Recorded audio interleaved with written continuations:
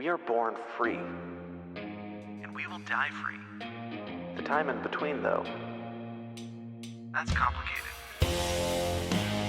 In that time, governments, institutions, and our egos will limit our ability to find true freedom in this life.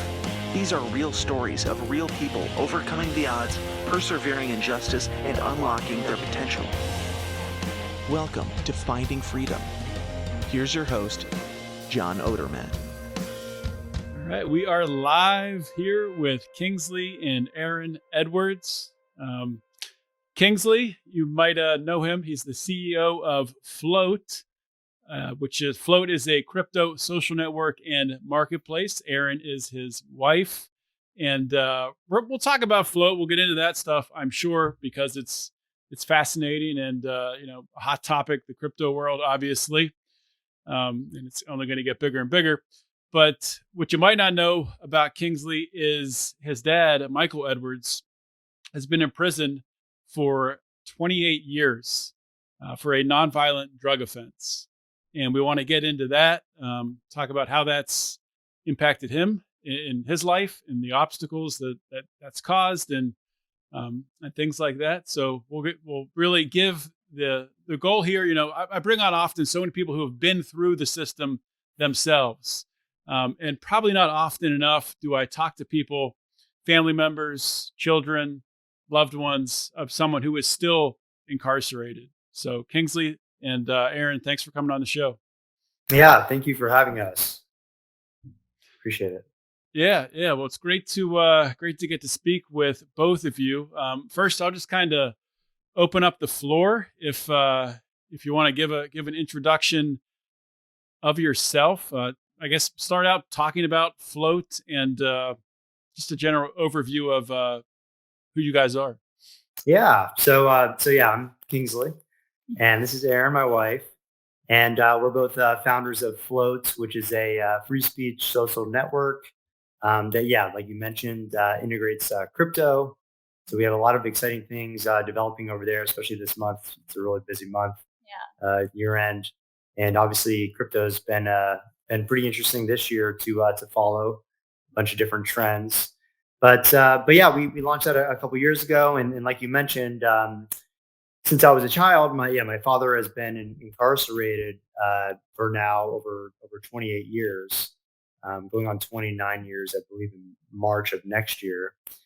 So yeah, it's just a really sad situation. Unfortunately, we made a lot of headway last year. Actually, on my birthday last year, September 23rd, we had a meeting with the clemency board that includes the governor and the clemency cabinet members, which just includes other politicians in government positions. Which we had been waiting for years. Yeah, and specifically, actually, we thought that the clemency board meeting would have happened earlier in the year, and then coronavirus popped up, so it got delayed because government can't figure out how to use Zoom or whatever.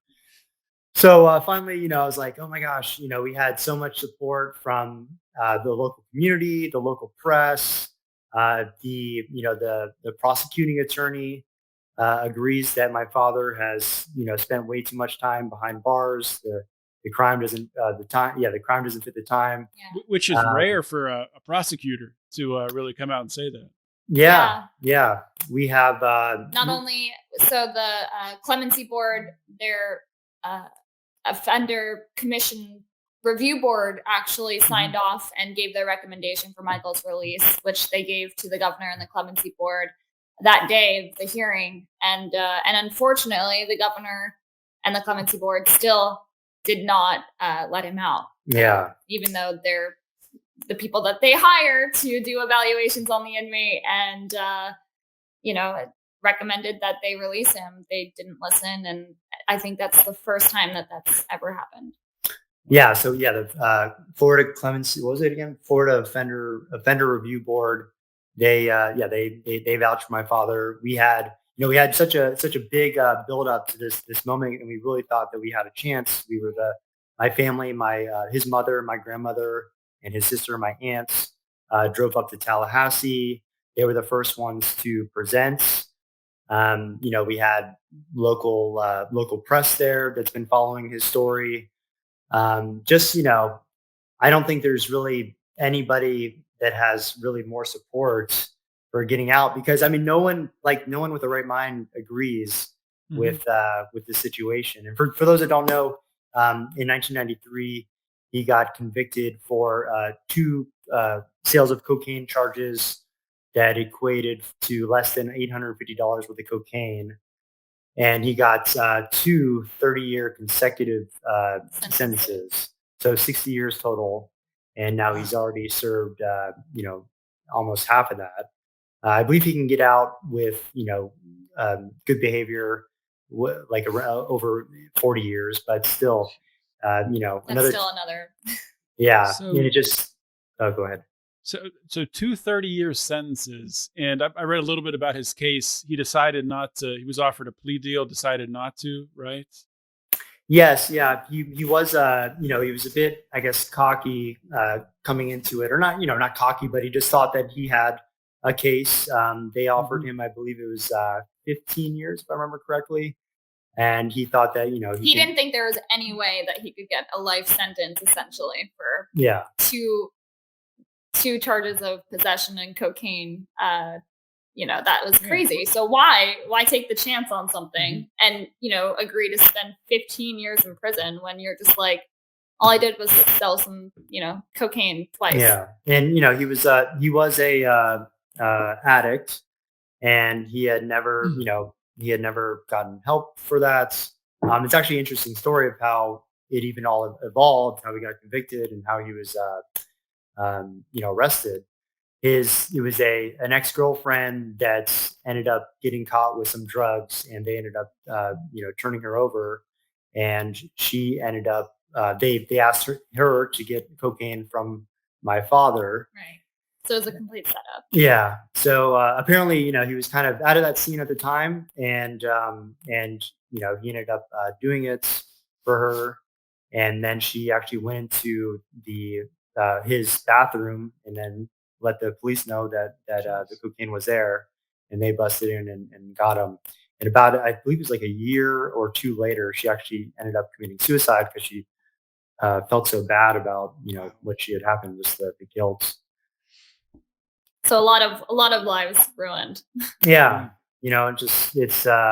it's just crazy. I mean, no one agrees to this Mhm. to the sentencing, especially now. I mean, like I said, we thought that we really had a good case with up there with the governor being present at the clemency board. We had all this support behind us. We have a GoFundMe, or a change.org petition with over 15,000 signers that all agree that this is ridiculous. It's a horrible sentence, and they need Unfor- to let him out. yeah. Unfortunately, we believe that part of that politics may be at play, because the one Democrat on the clemency board is the one that was brave enough to bring my father's file for to review, and she has a back and forth with Governor DeSantis. Well, So, she was running Oh, for governor geez. of Florida against Ron Mm. DeSantis, who she shares a spot on the clemency board with. yeah, So it's her and three other Republicans. So we feel that because she was the one who actually brought the case to the clemency board and she was really pushing for his release, the only reason we can think of why Ron DeSantis is not letting Michael out is potentially, maybe he didn't want to let Michael out because Nikki Fried is pushing for his release. yeah, His political opponent. It's sick to think. I mean, it very well could come down to that, but it's sick to think that it would come down to just a political point. Leaving your father in prison after almost 3 decades. It's just that really highlights how freaking toxic politics are, like to the Yeah, core. But, and the problem is everybody loves Ron DeSantis. So it's like you can't get in there and talk to him and basically say, hey, listen, this will be really great for your reelection campaign, because he was going to get reelected anyway. Everybody mm, loved him, and still does. I mean, he's a great governor as far as the COVID restrictions and everything like that. It's just unfortunately, uh, he's just playing politics with a man's life. Hey guys, we're going to take a real quick break right now. I want to talk to you about a really cool service. It's for expats. It's for the location independent. It's for the international entrepreneur who is seeking financial freedom, and for people really just concerned about their privacy in these times. If you remember back on episode 308, where I had on an expert in the field of privacy, a guy who calls himself Dallas. The episode was called Living Virtually in South Dakota with Dallas, the Privacy Postmaster. And the service that Dallas has started, is called privacypost.io. It is a, by default, virtual mail and business center. Services include virtual mail, a professional business address, privacy trust services, company formation, Portugal D7 residency, and virtual domicile in privacy respecting and the income tax-free state of South Dakota. Now, privacypost.io protects you from third parties, overreaching government agencies, and complicit cloud platforms invading your private, personal, and business information. Privacy is freedom of association, expression, commerce, and mobility, guys. It's time to start taking that seriously. Privacypost.io is your partner in freedom. Go to www.privacypost.io for more information and tell them that you heard about them from Finding Freedom on Lions of Liberty. So to turn the page back to sort of earlier in life, the impact that your father's sentence has had on you, Kingsley. So if you like look back to growing up with having a father who's incarcerated, I'm curious, did this play into or influence, push you towards libertarianism in any way? It's interesting because when I look back, actually, growing up, I mean, government indoctrination, schooling, and in high school, I was kind of like a little neocon. After 9/11 happened, I joined the military. So, I mean, as a child, I just remember, I love my father. But he did something bad. Yeah, I thought that he did something bad. I thought that he was paying the right price by being in prison. I guess it didn't really register that he'd be in for this long. And then no, I mean, the more I grew up, and then I kind of fell down the Ron Paul rabbit hole in 2007, 2008. And then I just started realizing, whoa, hey, this system is really messed up, and hey, we got to do something about it. So it's just unfortunate. I mean, there's not many people in prison that have his type of sentence, or as long as his sentence is, especially for the crime. I mean, he sees murderers and rapists get let go. I believe like weekly. So it's very frustrating for us, and especially him, to have to deal with every day. And I feel so bad. I mean, there have been so many moments where he's gotten his hopes up and thought, okay, this is it, this is my last day in prison. He gives away all of his things, and then the next day they make a decision, and he's still in there. And for him to be able to pull himself out of that kind of despair, not once, not twice, but multiple times, it's amazing. Yeah, especially this last time. I mean, at the clemency board meeting, it was like Ron DeSantis wasn't even prepared, even though this was like the file had been sitting on his desk from like March, and the hearing didn't take place until September. Yeah, and they brought up some charge because he was caught with a cell phone that wasn't even working. So he was using it as a calculator, and they actually proved that. So he got thrown in the hole for like a month or two for that, even though he was using it as a calculator because it didn't work as a cell phone. And it's probably worth stating that, I mean, cell phones in prison, everyone has cell phones in prison. And the guards are the one who brings them in. Yeah, exactly. And how do they don't get penalized or punished. So they really like focused on that, which was what was that, like 2.5 years prior. Some small thing, to us, but in prison that's kind of obviously a big no. And they also brought up his relapse, Yeah, which was like which over was like a year after he even was incarcerated. right, which was like over 20 years ago. So it's like, Oh, wow. okay, let's just Like these are not reasons to keep someone in a jail cell for almost 3 decades. yeah, even if he had a cell phone that he was using as a calculator, he shouldn't have been in prison at that time anyways. So he was already in for like 19 years or something like that. So Yeah. it's crazy. It's really just crazy, and unfortunately, even when you call like the clemency board or the governor's office to ask them about the status of where they are and why, like, what is the reason why he's not out yet? They can't. First of all, they're so rude to you. They treat you like you are less than human for even asking about your loved one. It's like the DMV basically, but Way worse. Yeah, way worse. Like honestly, way worse.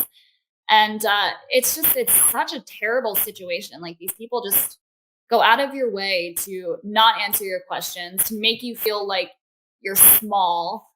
And it's got to change. Like the system has got to change. oh, sorry, I was gonna finish one thing about the clemency board meeting. And so at the end of it, when they were done going back and forth and basically trying to make my father to be some sort of terrible criminal, they Ron DeSantis said that he needed more time, and so we were told at the end that by I believe one of the aides, my grandmother and aunts, that it would take about like 2 or 3 weeks. So we wait 2 or 3 weeks. We keep following up. No answer. And this is what Erin was referring to us calling and trying to get any information out of them. Then they were just basically terrible to us and told us to wait longer. We waited 3 months, 6 months. Took them 9 months to say no, and yeah, just a lot of time wasted and a lot of hope lost, but somehow, some way, my dad, he stays strong and positive. I'm not sure how he does it, but he does do it. How So- often are you able to communicate or visit your dad? So I used to be able to visit at least once or twice a year. Then, when I was younger, around 10, we moved to Las Vegas from Florida. So then it was usually like during the summers. More recently, it's like every couple of years. I haven't been obviously traveling that much for the last year or so, but we try to make it out. I will say one thing. Luckily, he does have a tablet now, which is actually great. So we can actually email back and forth and set up video visitations pretty often. And that's been the last like year or two. Yeah, so that's been a big plus with the prison system, at least. I mean, you have to pay for everything, obviously, like pay per sending an email and stamp and setting up video calls and everything. It's just such a racket. But at the very least, we're able to have more connection now. So when you guys met, Erin, when you met Kingsley, I'm just curious because with a dynamic, there's always, I mean, sometimes there's a stigma when someone finds out that their father's in prison. You don't know what it's for. I'm just curious, what that was like when you learned about Michael being in prison, and I don't know if you knew Kingsley much before you met him, or just how that worked out and how you guys talked about that. Yeah. I mean, it came a little bit as a shock. But when I found out what it was for, it spoke to me, and it really drove me to be like, I want to get involved in this. I want to help however I can. Can we start not a GoFundMe, but a change.org petition, to gather support. And that's really, we worked on that. We got 15,000 signatures. A lot of support, a lot of public comments to the clemency board. And so I just wanted to do everything I could to help. It was just kind of like, still is like my main mission to try to get Kingsley's dad out of prison. It's a terrible situation. I would not wish it on anybody. A lot of people, they see these interviews, but they don't see, the emotions and the repercussions emotionally that it has on, the son of someone who's been incarcerated for 30 years. They don't see the tears that fall. They don't see the, sobbing after phone calls end. They don't get to see all that. And, it's hard. Yeah, and I feel bad. My father is always kind of ashamed. So he's just like, he's always like, he feels very careful about what we put out publicly. Yeah, but he just feels bad, for me having to even admit that he's in prison. I'm just like, hey, this is not your fault. This is the fault of the system, and I have to continuously remind him that he is not the one to be at blame. Yeah, well, I wanted to ask that question because I think that's like one of the biggest hurdles. Sure, the system's broken, right? I mean, I think most people, even outside of the liberty movement, are coming to understand criminal justice reform is happening slowly. People are understanding these decades-long sentences for nonviolent crimes are insane, but there is still there's still that stigma to overcome. And I'm curious, Kingsley, did you deal with some of that growing up, having an incarcerated father? Was did relationships or friendships, was that something that you had to overcome? It's always this a thing, right, that gets brought up when making new friends or relationships or whatever it may be, or business or jobs. But again, ultimately, like when you tell people the story, everyone is just in disbelief that this is the situation, and they ultimately a lot of people, they do want to help or support, or at least sign a petition, or figure out ways to get the word out. So it's never been really a stigma for me, really. It's I've been able to actually Rally support. rally support around a cause that obviously I believe in, just for his case, and also other nonviolent offenders as well. There's like anywhere from 250 to 400,000, I think, nonviolent offenders locked up right now. And so, a big part of what we want to do is get my father out, and then start working on other people as well, and help them with their cause, because the system is so messed up. I mean, yeah, I'm sure the stats as far as incarcerated individuals in the U.S. Landed they're free. We have more people in prison than China, Russia, everywhere else, by a lot. Yeah. So it just doesn't make any sense.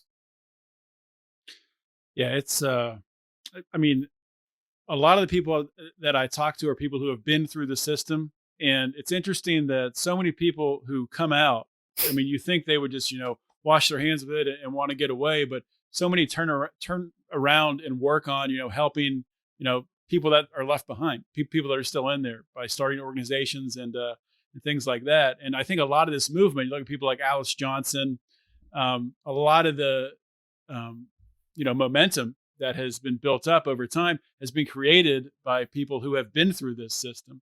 So it's really being changed by those who suffered, the greatest injustices. Right. But, yeah. And that's something, honestly, like I would say it's really been difficult to keep people motivated over, I mean, we've been together for 6 years. And so, even those people that signed our change.org petition 6 years ago, if we put out updates, it's hard to get people to keep having to write, the governor and the clemency board and show their support in different ways over, it's been a 6-year period since we've been together, much longer since we haven't.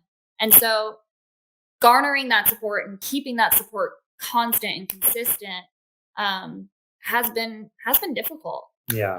Yeah. It's a lot of, energy drain with and my dad is every day, trying to get now sending me an email or trying to call me. And it's, it can be tough. I mean, you have your own personal life, us starting our family, a business, employees, friends, family, our own thing going on. But then we have, this man, a family member, my father, who help. needs to get the hell out of there, and he deserves to be out of there. And every day, we can be like, I'll get to that next week or next month or whatever. But every day is testing basically his patience and also just so hard on him. I mean, he goes through very deep depressive times. Yeah. And it's sad to see him like that. So we just and he faces challenges. He'll write emails to legislators and they'll bounce back, or they'll be censored by the prison system email. That happens all the time. So he'll spend all this time and money that we pay to put stamps in, and then the email system will reject his emails that he sends to these people asking for help. Yeah, well, he can't even send them out. It's like internal system. But even him just like saying, hey, can you email or call this this politician to help me out? These types of things are not allowed in the communication. I guess they're allowed with sending letters, but not with email.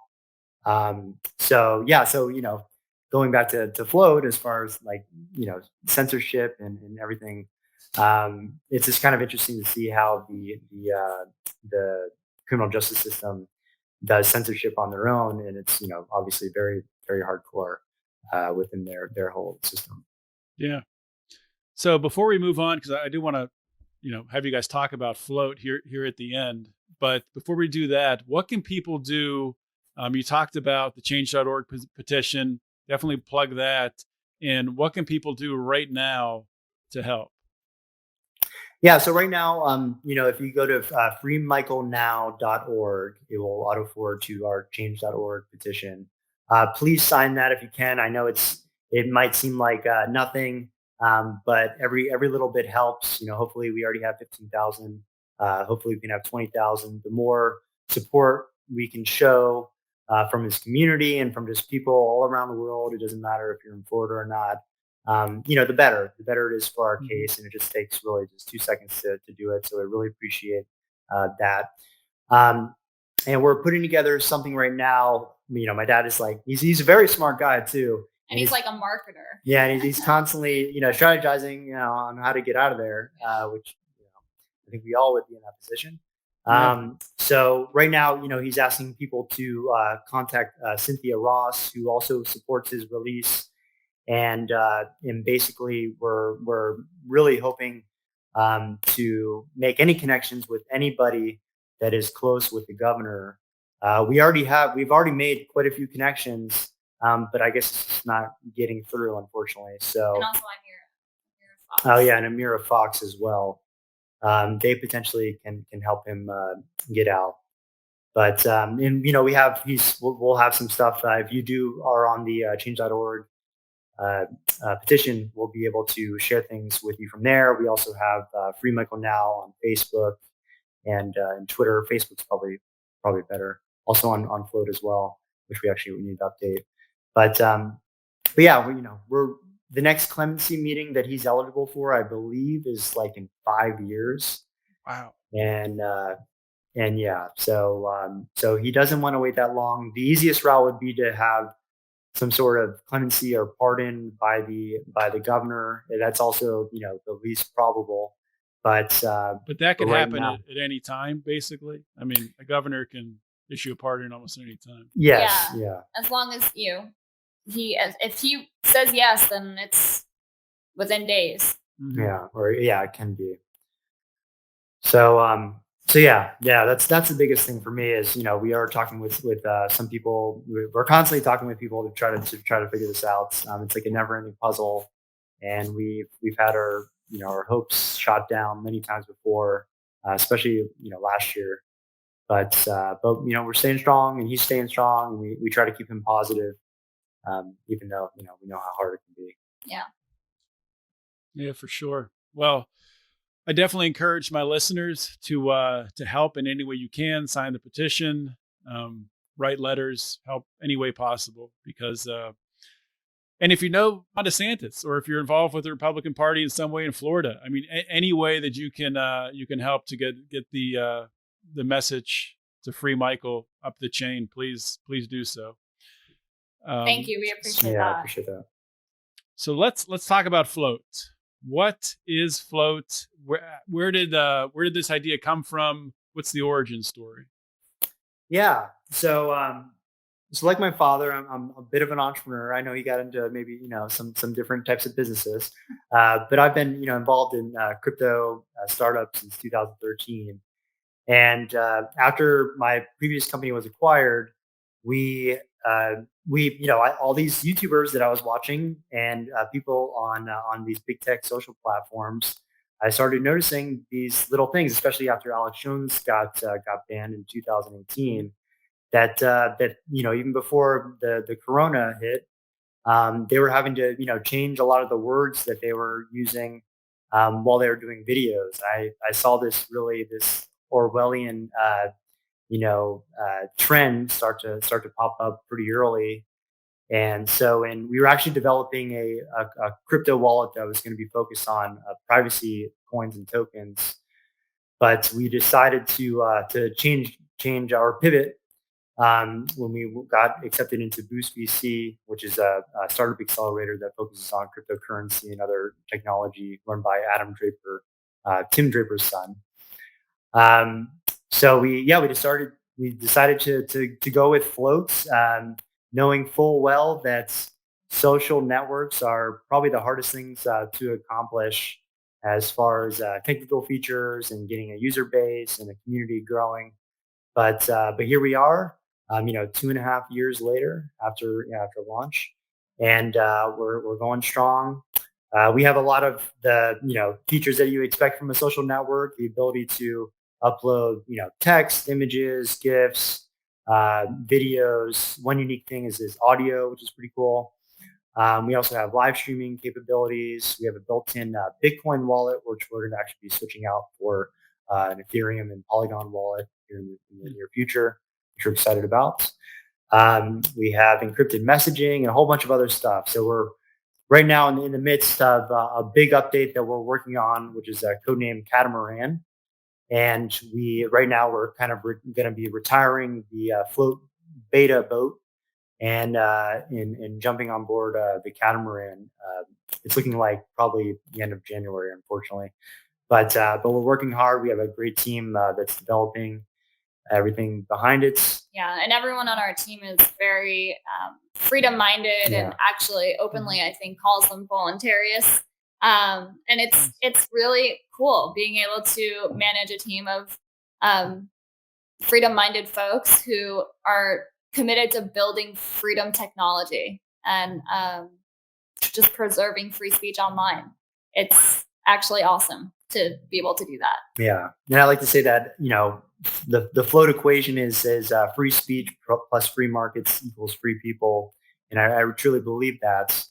So we're looking to add a bunch of different features, next year after our Catamaran launch, like a Flote market and groups and a bunch of other features, other cryptocurrencies integrated, our Flote token, Flote NFT, and adding more cryptocurrencies. Yeah. But yeah, sorry, just go ahead. Did you have something to say? We ramble a lot. If you don't stop us, we'll just keep going. No, I'm just soaking it in. Let's take a quick break in today's show. I got a brief message, but a really important message. Obviously, in today's crazy world with governments going tyrannical across the globe, from Australia to Austria, and even right here in the United States, it's more important than ever not only to have your own personal mobility and ability to move around to make income wherever you move, but also to protect your wealth. And our friend Mikhail Thorup of the Expat Money Show is the best of the best at helping you do that. And he has a podcast, the Expat Money Show. You should definitely subscribe and listen to that. But today, what I'm here to talk to you about is some free materials, some free information. They're going to help you to sleep like a baby, knowing that no one will ever raid your personal Fort Knox. What Mikhail has put together, it is a free infographic report. It's 19 international strategies to protect and grow your wealth. It's going to help you to safeguard and grow multi-generational wealth for your dependents, to get ironclad protection so strong that no lawyer will ever consider suing you. Really, it's going to make creditors, terrified to even look at your personal assets, and it'll help you to defend yourself from governments trying to steal your money through taxation. As libertarians, we know taxation is theft, but guys, arm yourself with something that is going to help you to fight back against those overreaching, coercive governments. You can go to expatmoneyshow.com/lions to pick up that report today.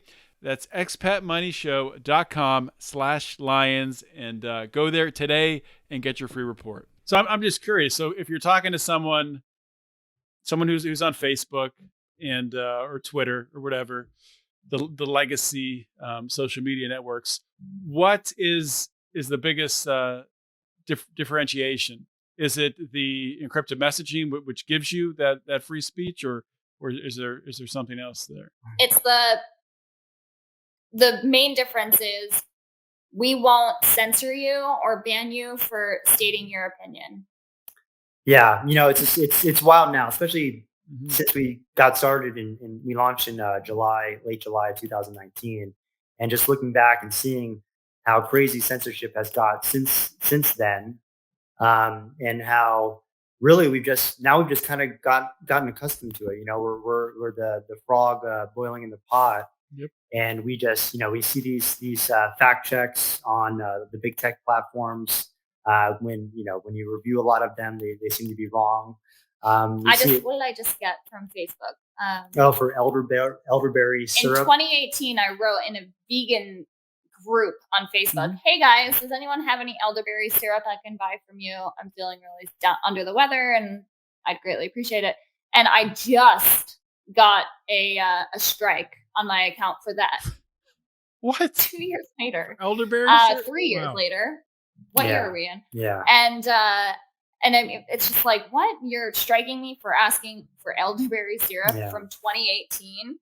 I had quoted, I think, Hitler in 2012 as a way to talk about government education. I forget exactly what the quote is right now, but I got a strike for that. That was, I think, like 8 or 9 years later. Yeah. So yeah, I mean, the big thing, like I mentioned, is that like all these big YouTubers, and I really was like a kind of a Google fanboy before all this censorship started going down.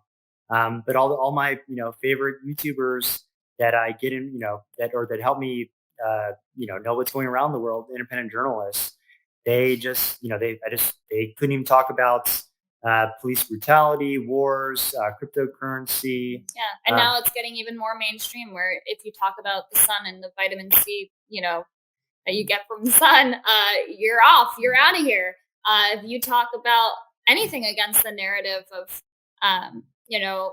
the COVID narrative and any medical freedom decision at all, you're done. Like it's really pouring from, what was independent media now to just very mainstream things. And I really think that Facebook is shooting themselves in the foot. Yeah. Yeah, no, it's absolutely what's happening. I mean, we've been banned on YouTube multiple times, or we're fully demonetized. I don't think we'll ever get that back. YouTube is basically dead to us, but we still stream there. I don't know why. What'd you do? What rule did you break? I think originally it was using copyrighted music. But then recently I think it's been just mentioning the IV mech. Careful. But you should be able to have discussion around these things. I mean, it goes to show that it's these companies, these big tech companies, are really trying to come for free speech. They don't want you to be able to talk about and to discuss freely these topics, and that's scary. So with Flote, honestly, we are truly trying to preserve free speech online. Yeah, we believe in that, and a lot of Erin brought in a lot of content creators into our lives as friends, and these are people that have built up their YouTube presence to 150, 250,000 subscribers. They were starting to make a decent amount of money. They could focus on it full time. This was like their livelihood, and all of a sudden, just like that, for no reason, because of some vague community guidelines. Sometimes they'll send you an email where they'll say we banned you because of blank. We've had friends that have that happen multiple times. So it's just really Orwellian, and I saw not only did I want to fight back, but I also saw it as a business opportunity, because I see big tech platforms, just taking the wrong road, and really, devaluing their user base. And so we invite everybody to come over to Floats.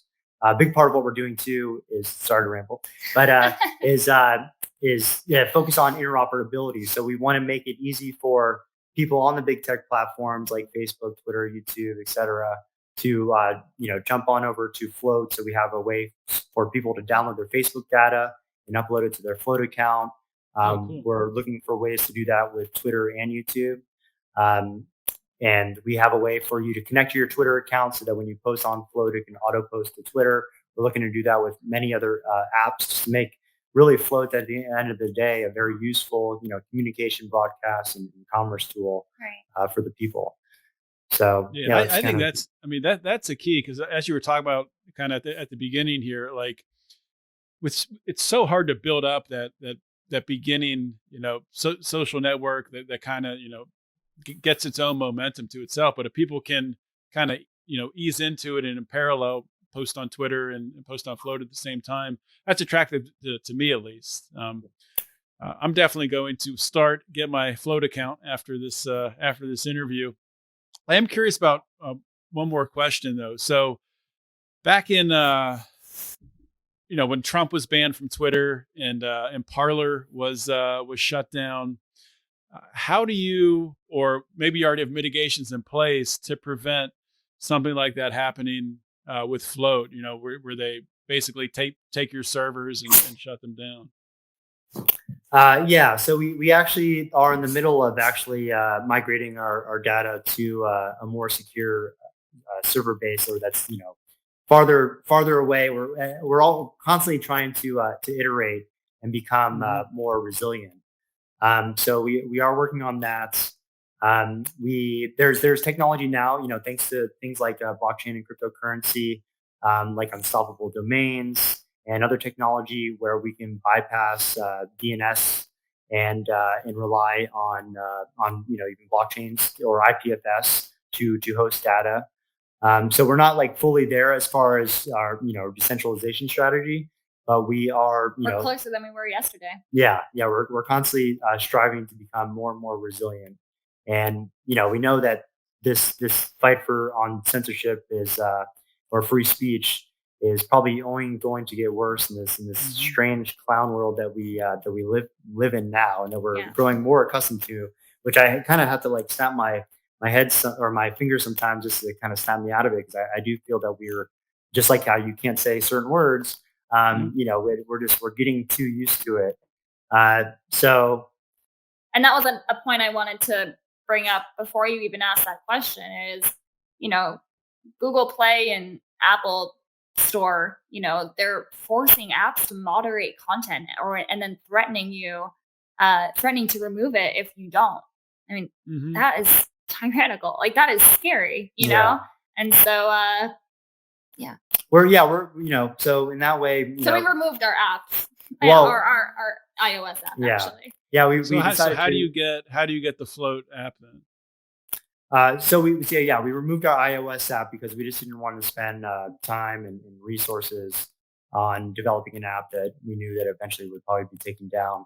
We do still have our Google Play app, our Android app, available on Google Play, and we also have an APK for those who don't want to use the Google Play Store. So you can direct download the APK app directly from our websites, and we encourage iPhone and even Android users, honestly, to just add. You can easily add Float to your home screen and use it as a web app, which I actually prefer anyway, because then you don't have to rely on the App Store or walled gardens, and your app just automatically updates every time that you open Float. You don't have to rely on us getting permission to post it to Google Play and then them taking time. It takes so long for us to submit an update to the Google Play Store, and then for them to approve it and then to push it out. It's a really long process. So using Float on your browser is the best way to use Float, in our opinion. It's good to know.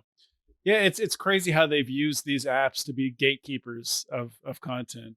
But And Yeah. so many people are so accustomed to going to the app store. Mhm. We joke all the time that we have so many iPhone users who we see this complaint all the time. I don't see Flote in my app store. It must not exist. And it's just like, just Google it. Just Google it. Or DuckDuckGo it. Yeah. So there is a little bit, Yeah, probably we're don't entering a Google. new world. But we're entering a new world where we're seeing cracks in kind of the old system. And, we had a lot of trust and a lot of people build up, their businesses and their livelihoods and their personalities on these big tech platforms. But, we see the trend going with decentralized tech and cryptocurrency and blockchain technology and more resilient systems. And more people are, venturing out to try new social applications. So we feel, we're in a good spot to take advantage of, what's going on in the market and also do a good thing, which is always, where we try to position ourselves. Right. And we have the best community, by the way. Yeah. How big can you say how many users you have now, or? Yeah. Yeah. We're still the small guy on the block. We have just over 50,000 users. But yeah, we're looking to really ramp that up, especially after our new release. We ran into some scalability issues with our beta platform, so that's what we're in the middle of fixing right now. But as soon as we get our catamaran out to sea, and we always use like sailor puns and stuff like Once we committed to the Flote name, we were just like, you know what? This means a lifetime of nautical puns, and we're fine with it. Yeah. We're gonna be really pushing it and hoping to. A big part of what we're doing too is like just connecting people, communication, and also on the payment side too, utilizing cryptocurrency. So we don't sit in there as a middleman for when you're talking to your friends or family, and we don't spy on our users at all. Yeah. First of all, we don't care to, and second of all, we don't want the ability. And and also that comes with payments too. So, content creators, they earn 100% of the tips that they generate on Flote. They earn 100% of the subscriptions on Flote. It's all peer to peer. We're looking to add, other ways for content creators to monetize as well next year that we're really excited about. Right. And a cool thing about, Kingsley mentioned you keep 100% of everything that you make on Flote is on our live stream feature, we actually have a super chat feature. And when you send a super chat on YouTube, YouTube takes 30% of each super chat that comes in, which is a lot. Yeah. On Flote, you send Bitcoin or other cryptocurrencies and we take absolutely nothing. You keep your full donation. And I just don't think people realize that YouTube is taking 30% of each donation when they send it your way. Yeah, I mean, I think you guys are on the right track. I think we are seeing sort of this centralized model. I mean, obviously politically centralized, but also the media and the social media centralization it's dying, and people are rejecting it, and we're seeing it sort of the flailing death of it. I mean, things might get messy in the near term, but I think at the end of the day, things are moving in your direction, and the direction of apps or the direction of don't say apps, I guess, sites or communities. Web3. Web3, yeah, exactly. Yeah, I always say like in the midst of chaos, that's when you find opportunities. So we love our Flote fam, as we call them. We have a great community that's really, I mean, they're a lot of them are smart into crypto. They at very least they have dialogue and debate about topics of today without worrying about getting censored for it. And a lot of people too are like, they just know how to do cool stuff. I mean, they know like anything from a lot of preppers or people homesteaders, like homeschoolers, just all across the board, very smart people. So mechanics, engineers.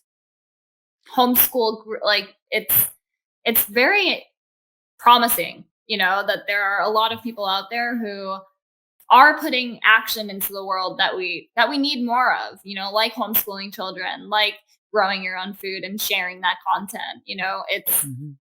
It's all very valuable information. It's funny, I see all the time that people are just like, I can't believe the kind of content that's here on Flote. It's pretty much everything I would need everywhere else.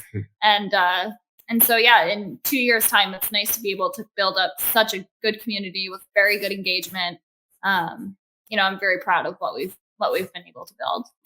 That's awesome. Yeah, it's easy to forget that there's so many people with these skills and real applicable knowledge of the world, homesteading, gardening, these different things. Because that gets all drowned out of the typical social media landscape. You don't see it. You just see the loudest noises come forward, and all that stuff gets pushed into the background. So yeah, and you do see politics on Flote.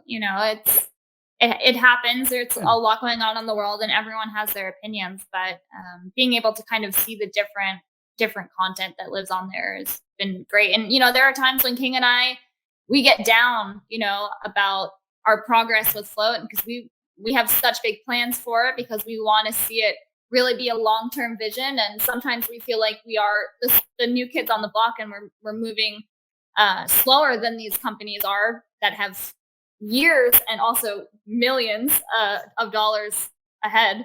And our community, they're the ones to pick us back up and brush us off and give us what we need to keep going. And so I think, it's just community is such an understated thing, and it really shouldn't be. Community is everything. That's awesome. So just give you guys a chance to plug anything else, plug Flote again, plug the change.org petition, plug anything else you're working on. Yeah, I appreciate that. Yeah. So please go, if you have just 2 seconds, go to freemichaelnow.org. That will go to the change.org petition. Please sign it, share your supports. If you want to leave a message too, that's it. We appreciate that.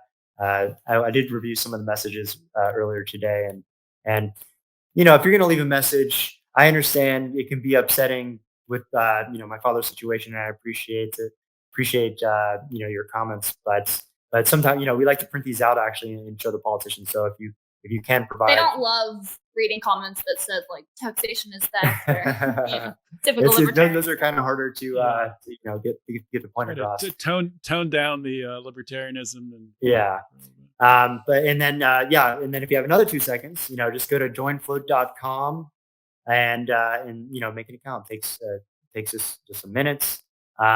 Sign up and connect with myself. I'm King at Flote, and Erin. And I'm Erin, ERIN on Flote. And I'm KING. Sorry, our Shiva's getting a little rowdy, so I have to get up to. And we have some exciting things. If you are into crypto, check out flotetoken.com or flotenft.com. We're doing we're planning for a really exciting NFT sale at the end of this year. That also includes a token airdrop. So we have some big plans for that. And we're, a lot of announcements are coming out, this week basically. And in regards to that, we got a crazy path ahead of us, but we'll all float on. Yeah. Very cool. Exciting stuff. Kingsley, Erin, thank you so much for coming on the show. Thanks for having us, John. Thanks so much. Hope you guys enjoyed today's interview with Kingsley and Erin Edwards. Of course, great to talk with Kingsley and Erin about Flote and the amazing stuff they're doing there with that company. I'm excited to see where it goes.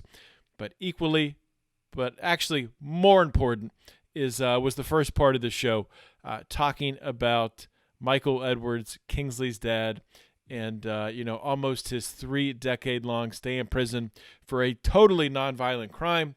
Let's do what we can, sign petitions, spread the word, do what we can with the Finding Freedom audience to help out wherever possible. I know it's Christmas coming up. Everyone's excited for that. And what better way to get in the Christmas spirit than a little debate? You got Spike Cohen, you got Dave Smith, you got the great Borders debate happening tonight. You can watch, listen, live, comment, partake, enjoy in it with other Liberty lovers. If you are a member of the Lions of Liberty Pride on either Patreon or on Locals, and of course, if you're not a member, you're gonna have to wait until January 3rd to hear it or watch it. But to watch it live, you can join our Patreon at patreon.com/Lions of Liberty or our Locals at lionsofliberty.locals.com. Join today, guys. For as little as $5 a month, you can watch live. You can hear this debate before everyone else. Everyone's going to be talking about it. So do it now, guys. That's really all I got to say. I got no other plugs. This has been an awesome show. It's been a great year, and I thank you all for all the continued support. Always remember to keep your head up and the fires of liberty burning.